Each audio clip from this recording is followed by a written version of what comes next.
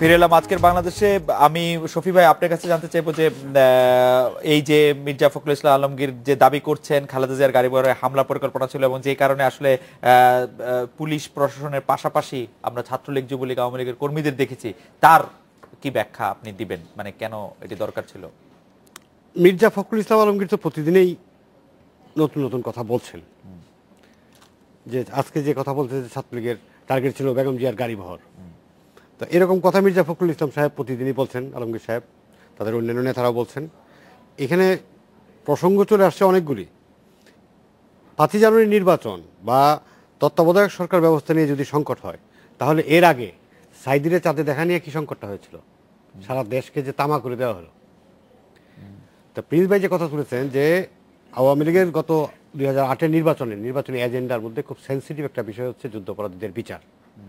এখানে আমাদের দেশে একটা স্পষ্ট বিভক্তি এখানে কাজ করে এবং তারা কোনোভাবেই এই যুদ্ধাপরাধীদের বিচারের কার্যক্রমটাকে তারা এগিয়ে নিয়ে যেতে চায় না। 1, 2 হচ্ছে প্রিন্স ভাই আরেকটা কথা বলেছেন যে জরুরি ভিত্তিতে সংলাপ মুক্তিযুদ্ধের পক্ষের দলগুলির মধ্যে, সেখানে উনি আবার বিএনপিকেও টেনে আনতে বলেছেন। আমি এই কথা বলি না যে বিএনপি রাজাকারের দল, কিন্তু এটা বিএনপি কোনোদিনই রাজাকারদেরকে ত্যাগ করে নাই। এত কিছুর পরেও এই বিগত নির্বাচন, তার আগের নির্বাচন, সবসময় কিন্তু সব মহল থেকে বিএনপিকে বলা হচ্ছে, এমনকি বৈদেশিক শক্তিগুলো বিএনপিকে বলছে যে এই যে জামাত এবং রাজাকারদের এই সংশ্লিষ্ট ত্যাগ করার জন্য, কিন্তু বিএনপি কিন্তু সেই কথায় কর্ণপাত করে নাই। উপরন্তু বিএনপির নেতা যে ছাত্রলীগের যে সেন্সিটিভ ইনভলভমেন্টের বিষয়টা, ছাত্রলীগের এই প্রশ্নে গত কয়েকদিন যাবৎ বঙ্গবন্ধু এবং মুক্তিযুদ্ধ নিয়ে তাদের নেতা তারেক রহমান যে সমস্ত ধৃষ্টতাপূর্ণ আচরণ করেছেন, এটা আজকে তো 25 বছর আগে বা 30 বছর আগে আমিও যদি আমার ছাত্র জীবনে ফিরে যাই, তাহলে আমার মধ্যে এক ধরনের টেম্পটেশন কাজ করতো। আমি তাদের আমি কি বিনয়ের সাথে একটা প্রশ্ন করতে পারি? আমি জানি না যে প্রশ্নটা করার মানে এই মুহূর্তে আপনাকে বাধা দেওয়া ঠিক হচ্ছে কিনা, তারপর আমি প্রশ্নটা করতে বাধ্য হচ্ছি। যে সেক্টর কমান্ডার বাংলাদেশের মানে জীবিতদের মধ্যে সবচেয়ে বড় খেতাব পেয়েছেন বীরুত্তম, সেই জিয়াউর রহমানকে যখন বলা হয় পাকিস্তান আর্মির চর, আইএসআই এজেন্ট, তখন সেটা আমাদের জন্য কতটা মানে এটা প্রত্যেকটা বিষয়েরই যে অপ্রয়োজনীয় দিকগুলি আছে।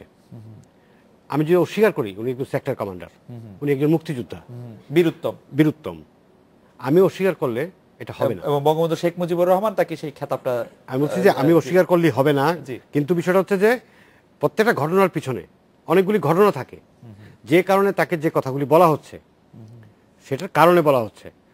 আর অন্যান্য যে কোনো বঙ্গবন্ধু, আমাদের মুক্তিযুদ্ধ, এই দুইটা খুব অঙ্গাঙ্গিভাবে জড়িত, সন্দেহ নেই। এবং সেখানে বঙ্গবন্ধু হচ্ছে এটা মহানায়ক, রাইট। এবং সেই ক্ষেত্রে সকল বাঙালিরই তার প্রতি একটা দুর্বলতা কাজ করে। সেই ক্ষেত্রে যে সমস্ত দৃশ্যতাপূর্ণ বক্তব্য দেওয়া হচ্ছে, এখানে যারা ছাত্রলীগ করে, ইউনিভার্সিটিতে পড়ে বা কলেজে পড়ে, তাদের মধ্যে এক ধরনের উত্তেজনা কাজ করছে। আমার কথা হচ্ছে যে এরাই কিন্তু ওই যুবদল বা তাদেরকে অ্যাটাক করে নাই। আমি কিন্তু এর আগে প্রশ্ন একবার তুলেছি যে বেগম জিয়া যাওয়ার আগেই আমি যখন ওই খবরটা পেয়েছি টেলিফোনে যে ছবিটাকে হামলা করা হয়েছে এবং তার গাড়ি পুড়িয়ে দেওয়া হয়েছে, তখনও বেগম জিয়া ওদিকে জানি নাই। আমার মনে হয় যে শফি ভাই, আমি একটু প্রিন্স ভাইয়ের কাছে আবার, আজকে প্রিন্স ভাইকে আমি আসলে রাজনৈতিক বিশ্লেষকের ভূমিকাটাই বেশি নিতে বলছি। প্রিন্স ভাই, আপনার কাছে কি মনে হয় যে বিএনপির পক্ষে এই জামায়াত বা এই যেটি শফি ভাই কথাটি তুললেন বা এই যুদ্ধাপরাধীদের সংকটটা ছাড়া কেন এত কঠিন? না, সেটার যদি বলেন প্রকৃতপক্ষে বিএনপিকে যদি আমরা দেখি, মানে এটা একটু বড় আলোচনা হয়ে যায়। জিয়াউর রহমান সাহেব ক্ষমতা দখল করার পর সে তার কর্মকাণ্ডগুলো যদি একটু আপনি দেখেন, তাহলে দেখবেন একটা প্রজ্ঞাপনের কথা আমি উল্লেখ করি, সম্ভবত দ্বিতীয় প্রজ্ঞাপন 78-এ তিনি যেটা নিলেন, আমাদের যে মুক্তিযুদ্ধের মধ্য দিয়ে অর্জিত সংবিধানের মূল যে প্রস্তাবনা, সেটা কিন্তু উনি পাল্টিয়ে দিলেন। আমি অন্য আলোচনায় যাচ্ছি না, এটা একটা আমি আমার বিবেচনা এটার অন্যতম গুরুত্বপূর্ণ বিষয়। তার ধারাবাহিকতা এখন চলছে বলে আমি ব্যক্তিগতভাবে মনে করি। সেটা হচ্ছে আমাদের ওইখানে ছিল যে একটা জাতীয় মুক্তির লক্ষ্যে মুক্তিযুদ্ধটা, এটা একটা ছিল একটা ঐতিহাসিক সংগ্রামের মধ্য দিয়ে সে জাতীয় মুক্তির লক্ষ্য পাল্টাই দিল, ঐতিহাসিক সংগ্রাম পাল্টাই দিল। জাতীয় মুক্তি মানে হুট করে এতদিন না, মানে এই যে আমরা একটা মুক্তির জন্য সংগ্রাম করছি, শুধু স্বাধীনতায় শেষ হয়ে থাকবো না। উনি নিয়ে আসলেন স্বাধীনতা, আর একটা ঐতিহাসিক সংগ্রাম বলতে ব্রিটিশ বিরোধী আন্দোলন থেকে শুরু করে এই সামগ্রিক সংগ্রাম উনি আসলেন ঐতিহাসিক যুদ্ধের মধ্য দিয়ে। এইটার মধ্য দিয়ে একটা রাজনীতি, যদি বলেন যে মুসলিম লীগের সাথে জাতীয়তাবাদের মিশ্রণের নামক একটা রাজনীতি সে প্লেস করার চেষ্টা করলো, তার ধারাবাহিকতা আপনি দেখবেন রাজাকারদের মন্ত্রী করা, ডট ডট ডট ডট বহু কাজ প্রতিষ্ঠিত করা, এই কাজ গেল। এখন এইটা দীর্ঘদিন ধরে এই রাজনীতি কিন্তু তারা আফোল্ড করছিল।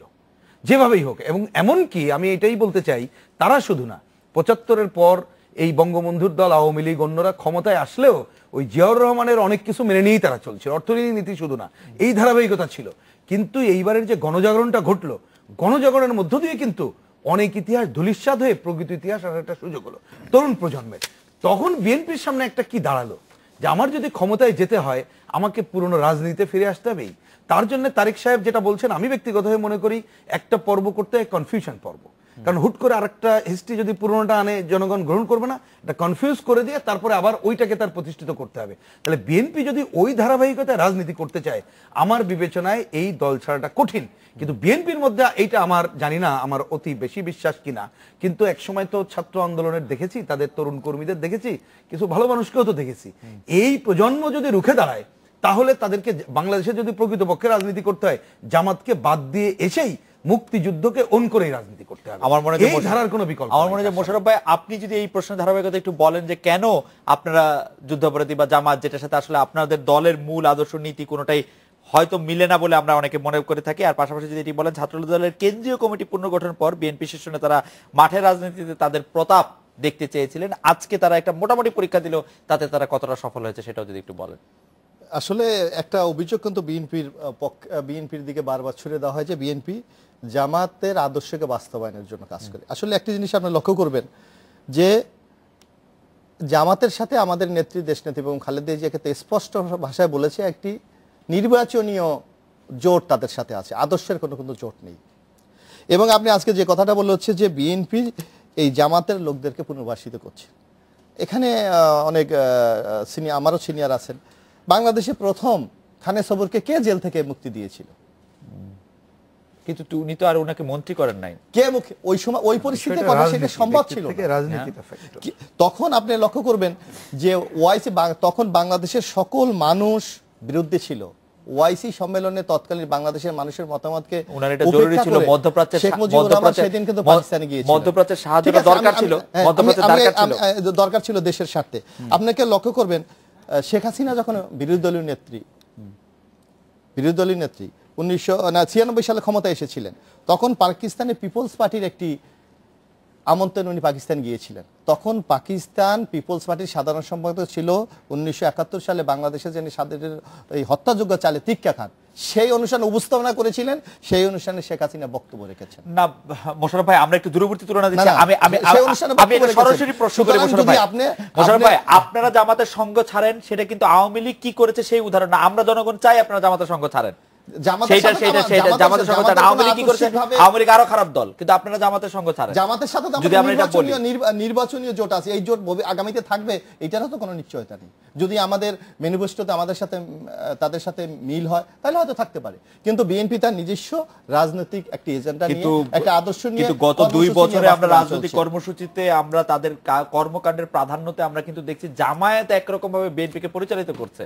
না, এইটা আমার মনে হয় আপনার, আমি কিন্তু ডেট দিয়ে মানে দিয়ে আমি এটা প্রমাণ করতে পারি। আপনি লক্ষ্য করবেন যে এই আপনার এটা ঠিক নেই। এই কারণে আমি যেটা বলতে চাই যে আপনি যদি এই বিগত 5-6 বছর আন্দোলন সংগ্রামে নিহত হয়েছে, আপনার তালিকাটা একটু দেখেন। আমাদের নেতা ইলিয়াস আলীকে গুম করা হয়েছে, চৌধুরী আলমকে গুম করা হয়েছে, আজকে আপনার লাকসামের এমপি হিরোকে গুম করা হয়েছে, হত্যা করা হয়েছে। এমনি ভাবে সারা বাংলাদেশে প্রায় 362 জন বিএনপি, জাতীয়তাবাদী দল, ছাত্র দল, যুব দল এবং অঙ্গ সংগঠনের নেতৃবৃন্দকে হত্যা করা হয়েছে। প্রতিটি হরতালে আপনারা সমর্থন বা নৈতিক সমর্থন দিয়েছেন? না, আমরা দেই নাই। নৈতিক সমর্থন দিয়েছেন? না, নৈতিক সমর্থন আপনি লক্ষ্য করবেন, আপনি পত্রিকা যদি দেখেন আপনি নৈতিক সমর্থন দেখবেন। আপনারা মুখে একদম বিবৃতি দিয়ে বলেছেন আমরা নৈতিক সমর্থন করছি। না, আমি অবশ্য নৈতিক সমর্থনটি আলাদা করে বুঝি না। আর দ্বিতীয় যে কথাটি আপনি বলেছেন, আসলে জাতীয়তাবাদী ছাত্রদল বাংলাদেশের সর্ববৃহৎ সংগঠন। এখানে শফি ভাই আছেন, শফি ভাই একসময় সংগ্রাম পরিষদ করতেন, ছাত্র সংগ্রাম পরিষদ, প্রিন্স ভাই ছিলেন। তখন কিন্তু তারাই স্বীকৃতি দিয়েছে বাংলাদেশের সবচেয়ে বৃহত্তর ছাত্র সংগঠন বাংলাদেশ জাতীয়তাবাদী ছাত্রদল। সংগ্রাম পরিষদের সাথে ডাকসু নির্বাচনে মাত্র 1000 ভোটের ব্যবধানে সেই দিন পরাজিত হয়েছিল। তারপরও সেই নির্বাচন নিয়ে কিছু প্রশ্ন ছিল, তারপরও আমরা বলি তাদের স্বীকৃতি অনুসারে যে সর্ববৃহৎ ছাত্র সংগঠন। সেই ছাত্র সংগঠনকে আজকে বাংলাদেশের কোন শিক্ষা প্রতিষ্ঠানে থাকতে দিচ্ছে না। আজকে ঢাকা ইউনিভার্সিটি থেকে সারা বাংলাদেশের ক্যাম্পাসগুলি আজকে জোর করে দখল করে রাখা হয়েছে। আজকে আবাসিক হলে থাকা দেওয়া হচ্ছে না, হোস্টেলে থাকতে দিচ্ছে না, রাজনৈতিক কোনো কর্মসূচি পালন করতে দিচ্ছে না। ছাত্র দলের গত 5 জানুয়ারি নির্বাচন কেন্দ্র করে ঢাকা শহরে 22 জন ছাত্রনেতাকে গুম করা হয়েছে বা হত্যা করা হয়েছে, আজ পর্যন্ত তার আমরা হদিশ পাইনি। এমনি একটি অত্যাচার নির্যাতনের মাধ্যমে জাতীয়তাবাদী ছাত্র দল যে এখনো তার শক্তি ধরে রেখেছে, এইটা আমার মনে হয় বাহবা দেওয়া উচিত। এবং যদি সুস্থ রাজনৈতিক ধারা বাংলাদেশে চলে আসে, ইনশাল্লাহ ছাত্রদল তার সেই আগের ঐতিহ্য আবার ফিরে পাবে। আমরা একটা বিরতি নিয়ে ফিরে শফি ভাইয়ের কাছে জানতে চাইবো যে সুস্থ রাজনৈতিক ধারা বাংলাদেশে ফিরে আসার কতটুকু সম্ভাবনা আপনি দেখেন, অথবা আপনি মনে করেন কিনা যে সুস্থ রাজনৈতিক ধারাতেই বাংলাদেশ আছে। আমি একই প্রশ্ন প্রিন্স ভাইয়ের কাছে